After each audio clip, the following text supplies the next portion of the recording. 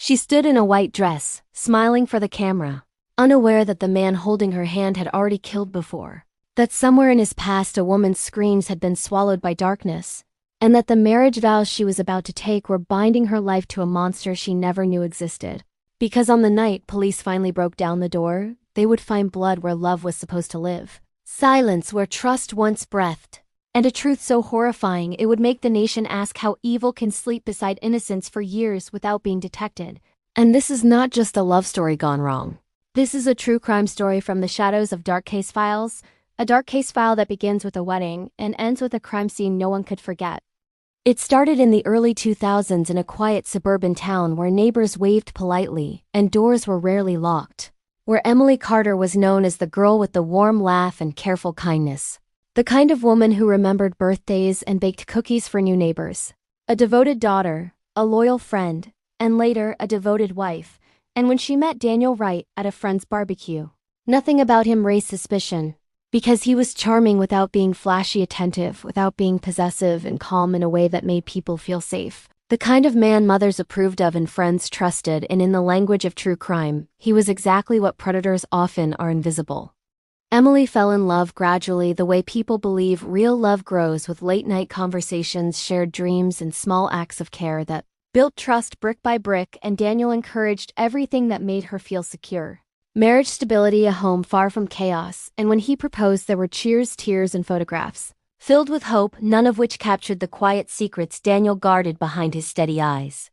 The wedding was small and intimate, held under soft lights and gentle music, and witnesses would later describe the couple as perfect, as if they had stepped out of a magazine. But perfection is often the most dangerous mask, and in true crime history, it is frequently the cover under which violence hides. After they married, the first changes were subtle, moments Emily couldn't quite name, like Daniel insisting on knowing where she was at all times or discouraging late visits with friends, always framed as concern, always delivered gently. And when arguments happened, he apologized, blaming stress, work, or miscommunication, and Emily believed him, because nothing about him suggested the capacity for cruelty, and because monsters rarely show their claws at the beginning.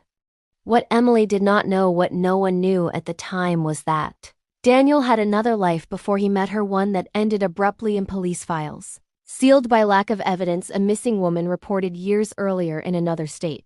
A case that quietly went cold, a shadow that followed him silently as he built a new identity, and in the world of dark case files, those shadows are often the loudest clues no one hears. The crime itself unfolded on a rainy evening that neighbors would later recall with unsettling clarity, because they heard shouting through walls that were usually silent, a crash, then nothing. And when Emily failed to show up for work the next day, concerns spread quickly, leading a friend to contact police for a welfare check, unaware that she was setting into motion the unraveling of a carefully constructed lie. Officers arrived at the house expecting a domestic dispute or a misunderstanding, but what they found inside shifted the tone instantly. Furniture overturned, streaks of blood across the floor, and an eerie quiet that felt heavy, as if the house itself was holding its breath. And Daniel was there, composed, but shaken, telling officers that Emily had left after an argument, that she needed space, that she would come back. A story that initially sounded plausible until investigators noticed inconsistencies: the absence of a packed bag, the lack of phone activity, and the unmistakable signs of a violent struggle. As detectives reconstructed the events step by step, the scene began to resemble something out of a horror film rather than a domestic disagreement, because blood patterns suggested repeated blows, not a single impulsive act, and the more they searched, the more the illusion of Daniel's innocence cracked.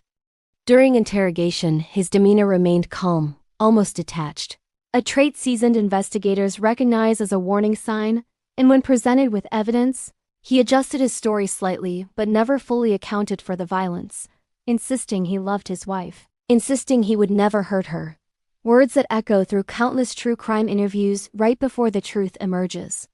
The investigation deepened when detectives expanded their search beyond the immediate crime scene, digging into Daniel's past, requesting records, speaking to former acquaintances, and what they uncovered transformed the case entirely, because several people recalled a different version of Daniel, a man who controlled, manipulated, and disappeared suddenly after a girlfriend filed a complaint years earlier. A complaint that described threats eerily similar to the ones Emily had begun confiding to a friend, but never reported. One by one, the pieces aligned. Phone records placing Daniel at locations he denied visiting, financial activity suggesting planning, and forensic evidence linking blood found in his car trunk to Emily. Evidence he could no longer explain away. And in a chilling twist that defines the darkest cases, investigators discovered a hidden storage unit rented under a false name inside which they found items belonging to Emily along with something far worse, remnants connected to the earlier missing woman, turning a domestic crime into a serial pattern of violence. The trial drew intense media attention, with headlines branding Daniel as the husband from hell, a monster hiding behind a wedding ring. And as Emily's family sat in court, listening to prosecutors describe her final moments, the narrative shifted from tragedy to warning, a grim reminder that love does not immunize against evil. Prosecutors argued that Daniel had carefully curated his image, targeting women who trusted easily, isolating them slowly, and eliminating them when control slipped, while the defense attempted to paint the crime as an accident fueled by emotion, a strategy that collapsed under the weight of physical evidence and testimony from experts who dismantled Daniel's calm facade. When the verdict came back guilty, the courtroom erupted in tears, not of relief but of grief for a life stolen and years of deception endured. And Daniel was sentenced to life without parole, his name forever archived in dark case files and true crime documentaries as a symbol of hidden danger. Yet questions remained, questions that haunt investigators and audiences alike, because Emily never knew who she married, never had the chance to escape, and the system never caught Daniel after his first victim vanished, leaving open the terrifying possibility that monsters thrive on oversight and silence.